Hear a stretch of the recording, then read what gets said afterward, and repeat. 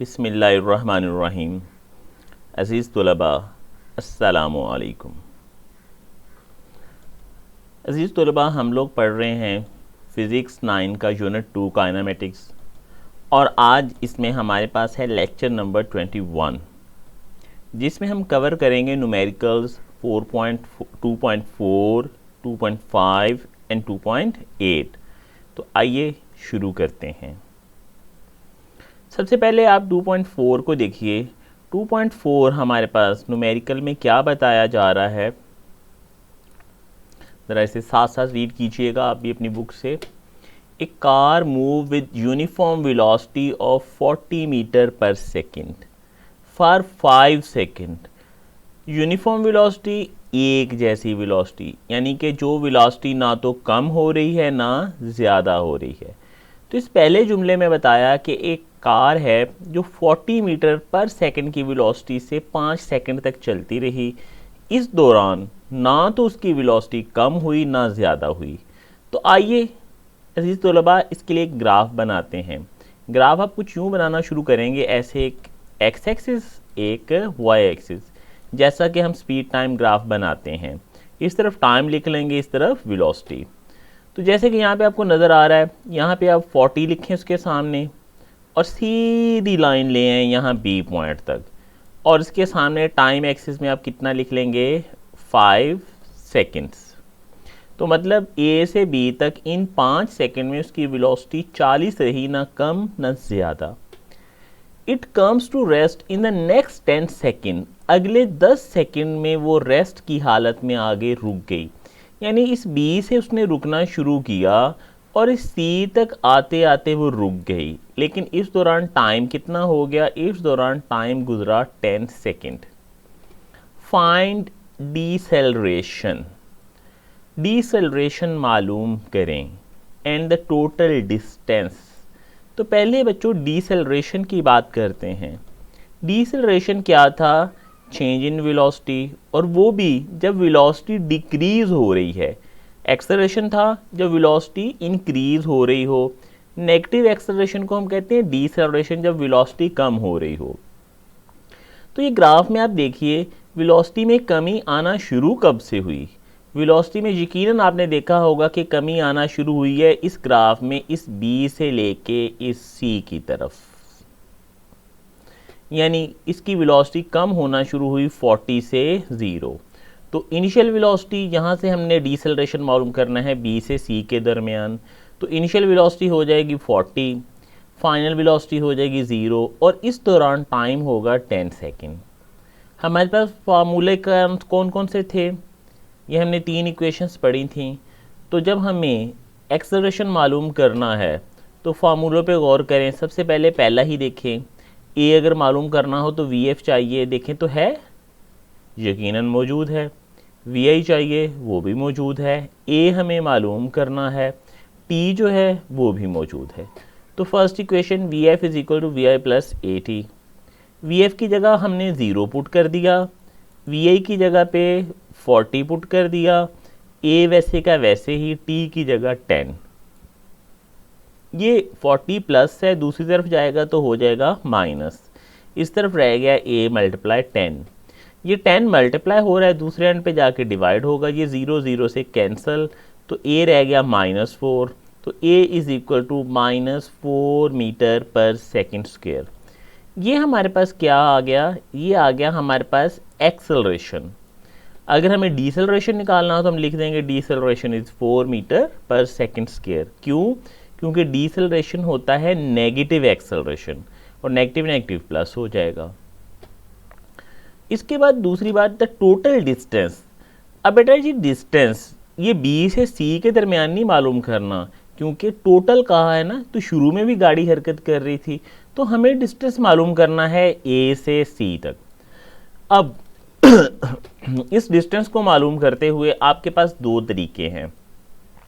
या तो ये पहले वाला आप अलग से मालूम कर लें, यूनिफॉर्म वेलोसिटी वाला, जैसे हमने न्यूमेरिकल नंबर 2.1 में किया था, S is equal to V multiply T, ऐसे करके ये आ जाएगा 40 × 5 200 मीटर।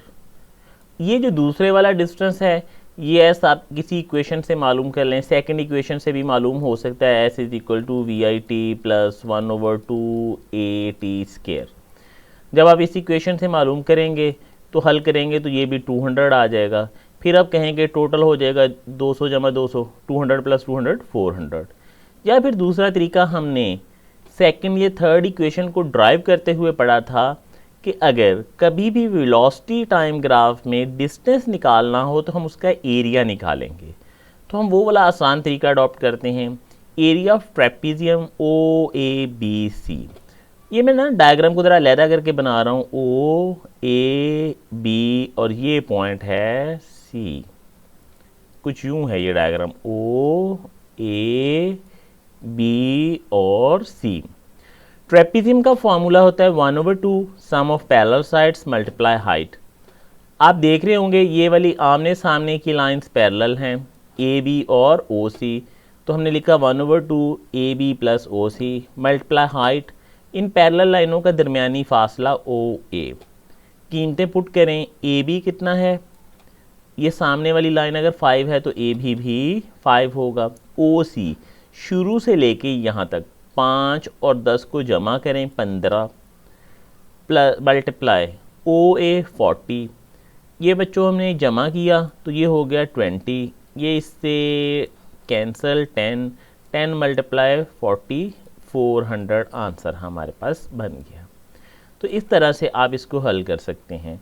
अगर आप लोगों ने ये वाला फार्मूला अडॉप्ट करना है, जब भी इस किस्म की चीज़ें आती हैं ओ ए बी सी, अब ये ओ ए बी सी तभी हमें पता चल सकते हैं कि कौन सी डायग्राम है, किस किस्म की डायग्राम है, जब डायग्राम सामने बनी हुई हो। तो अगर आपने इस फार्मूले से हल करना है इस सवाल को तो फिर आपने डायग्राम लाजमी बनानी है। अगर आप दूसरे तरीके से करते हैं कि इसका अलहदा तो फिर भले डायग्राम ना बनाएं। वैसे मैं आपको रिकमेंड करूंगा कि आप डायग्राम बना के इसी तरह से हल कीजिए। इसके बाद 2.4, a tennis ball hit vertically upward. एक टेनिस बॉल को सीधा ऊपर की तरफ ऐसे फेंका गया विद द इनिशियल वेलोसिटी 30। तो हमने वी आई लिख लिया 30 मीटर पर second. It takes 3 second to reach highest point. Highest point पे जाते जाते उसको लग गए 3 second. Calculate the maximum height reach by the ball. Maximum height मालूम करें। How long it take to return to the ground. इसे ग्राउंड में वापस आते आते कितना वक्त लगेगा, टाइम मालूम करना है हमें। अब जैसा कि आपको याद होगा, आपको बताया था कि जब भी किसी बॉडी को अपवर्ड ऊपर वाली साइड पे फेंका जाए तो ये चीज़ें आपने खुद से लिख लेनी है। ये दो चीज़ें बताई थी, डाउनवर्ड में ये और अपवर्ड में ये। तो अपवर्ड में आपने वी एफ 0 अपने पास से फौरी लिख लेना होता है और जी -10 मीटर पर सेकेंड स्क्वायर आपने खुद ही लिख लेना है। सवाल में डिमांड है या नहीं है, ये दो फैक्टर्स आपने फौरी तौर पे लिख लेने हैं। तो यहाँ पे आप लिख ही लें वी एफ भी कि V F is equal to 0 metre पर सेकेंड। इसके बाद बेटा हमारे पास इक्वेशंस क्या थी? हमारे पास इक्वेशन थी V F is equal to V I plus A T, S is equal to V I T plus 1/2 A T square 2 A S is equal to V F square minus V I square. ये equations हम तब implement करते हैं, तब apply करते हैं जब कोई बॉडी स्ट्रेट लाइन में सीधे रास्ते में मूव कर रहा हो। आपको बताया था कि जब भी कोई बॉडी नीचे से ऊपर या ऊपर से नीचे वर्टिकल मूव करेगा तो ए की जगह पे आप लिखेंगे जी और फासला एस की जगह पे आप लिखेंगे हाइट एच। तो ये हम इसे रिप्लेस कर देते हैं, ए की जगह जी और एस की जगह पे एच। तो ये इक्वेशन कुछ यूँ बन गई। अब हमें एच मालूम करना है तो गौर कीजिए भला कौन सी इक्वेशन एच के लिए सूट करती है। फर्स्ट में तो एच है ही नहीं, सेकंड पे गौर करें, H is equal to V I T. V I देखें तो है, यस, टी है, जी है, टी है। तो सेकंड इक्वेशन अप्लाई की हमने, V I T plus 1/2 G T square. V I की जगह पे 30, टी की जगह पे 3, जी की जगह पे -10 और टी की जगह पे 3। इन दोनों को जब हमने मल्टीप्लाई किया तो आंसर 90 बन गया। इसे हमने इससे कैंसिल किया तो ये बचा -5, ये वाला। 3 का स्क्वायर हमने लिया तो ये आ गया 9। फिर हमने इन दोनों को मल्टीप्लाई किया तो ये हो गया -45 और ये 90। 90 - 45, 45 answer. Time to return to ground. जब एक्सेलरेशन में तब्दीली नहीं आ रही तो जितना टाइम ऊपर जाने में लगेगा उतना ही टाइम नीचे आने में लगेगा। तो ऊपर आने का टाइम दिया हुआ था 3 सेकंड, तो नीचे आने का भी 3 सेकंड ही होगा। तो 3 + 3 = 6 सेकंड्स। इसके बाद इससे मिलता जुलता हमारे पास है न्यूमेरिकल प्रॉब्लम नंबर 2.8। एक cricket ball hit vertical upward. एक क्रिकेट बॉल को ऊपर की तरफ को हिट कर दिया गया and return to the ground in 6 second. और वो बॉल ऊपर गई और वापस आई 6 सेकंड में। ये 6 सेकंड एक साइड का वक्त नहीं है, ये 6 सेकंड है बॉल के ऊपर जाने का और फिर वापस आने का। तो कैलकुलेट मैक्सिमम हाइट और इनिशियल वेलोसिटी। तो time to reach ground 6 second, upward time 3 second. इसके अलावा जैसे कि आपको याद होगा कि for the body moving upward VF = 0 हमने लिखना है, वो हमने लिख लिया। G - 10 मीटर/सेकंड स्क्वायर वो हमने फौरी तौर पे लिख लिया। ये हमने लिख ही लेना है, क्वेश्चन में गिवन है ये नहीं। हाइट मालूम करनी है और VI मालूम करनी, वो हमने नोट किए। तो आए अब इक्वेशंस की तरफ चलते हैं कि हम इसे सॉल्व कैसे करेंगे।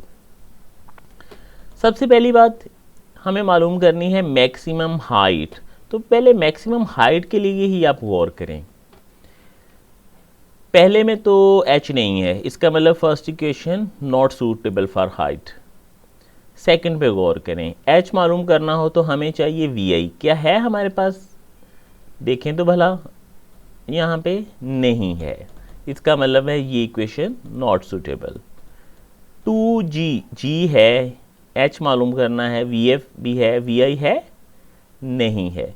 तो मतलब इस बात से हमें क्या पता चला कि इसका A पार्ट हम पहले नहीं कर सकते। क्यों नहीं कर सकते? क्योंकि हमारे पास h मालूम करने के लिए VI होना ज़रूरी है। तो क्या करते हैं, पहले हम VI मालूम कर लेते हैं। ये ख़ास तौर पे इस बात में मैं इसलिए भी ज़ोर दे रहा हूँ कि बाज़ एग्ज़ाम्स में वो सिर्फ इतना सा क्वेश्चन ही दे देते हैं, B पार्ट इसका पूछते ही नहीं है। अब जब एग्ज़ाम में आएगा कि find the maximum height, B part को वो ड्रॉप कर दें तो आप कंफ्यूज हुए रहते हैं कि h कैसे मालूम करें तीनों इक्वेशनों पे गौर कर करके। तो आपने जहन में रखना है कि h मालूम नहीं कर सकते। क्यों नहीं कर सकते? VI की वजह से। तो सवाल में डिमांड किया होता या ना किया होता, हमें VI मालूम करना ही था। तो हम VI मालूम करते हैं। तो VI के लिए कौन सी इक्वेशन बची? यकीनन फर्स्ट वन, ये वाली। तो VF = VI + GT। VF 0, VI + G - 10T3। इसे हमने मल्टीप्लाई किया, ये हो गया -30। ये माइनस है, दूसरे एंड पे जाके प्लस हो गया, तो हमारे पास VI हो गया 30 मीटर/सेकंड। इसके बाद हमारे पास आ गया h मालूम करना। तो सेकंड से ही कर लेते हैं। अब तो हमारे पास VI है, तो h = VIT + 1/2GT²। VI की जगह पे 30, T की जगह पे 3, 1/2 वैसे के वैसे ही, G - 10 T3। तो इन दोनों को हमने मल्टीप्लाई किया, ये हो गया 90। इसे हमने कैंसिल किया, ये बच गया -5 मल्टीप्लाई 3 का स्क्वायर 9। इन्हें हमने मल्टीप्लाई किया दोनों को, तो ये हो गया -45। 90 में से 45 माइनस हुए तो बाकी बच गया हमारे पास 45। तो इस तरह से हमारा ये वाला प्रॉब्लम भी सॉल्व हो गया। तो इसी तरह से बच्चों आप लोगों ने इन तीनों न्यूमेरिकल प्रॉब्लम्स को हल करना है। जैसे कि आपको कल के लेसन में भी बताया था कि आपने एक एक चीज़ पे गौर करना है कि कौन सी इक्वेशन अप्लाई कर सकते हैं, कौन सी नहीं कर सकते। एग्ज़ाम में आपके पास क्या हर्डल आ सकती हैं, क्या कन्फ्यूजन आ सकती हैं, वो मैं आपको साथ साथ बता रहा हूँ। आप लोग जब इन न्यूमेरिकल्स को हल करने लगें तो कोशिश करें कि लेड पेंसिल के साथ अपनी बुक पे ना मार्क करते जाएं कि इस सवाल में ये हर्डल्स एग्ज़ाम में पेश आ सकती हैं, ताकि आपके जहन में वो बातें रहें, रिवीजन के टाइम आप उसे याद रख सकें। अपना ख्याल रखिएगा। अल्लाह हाफिज़।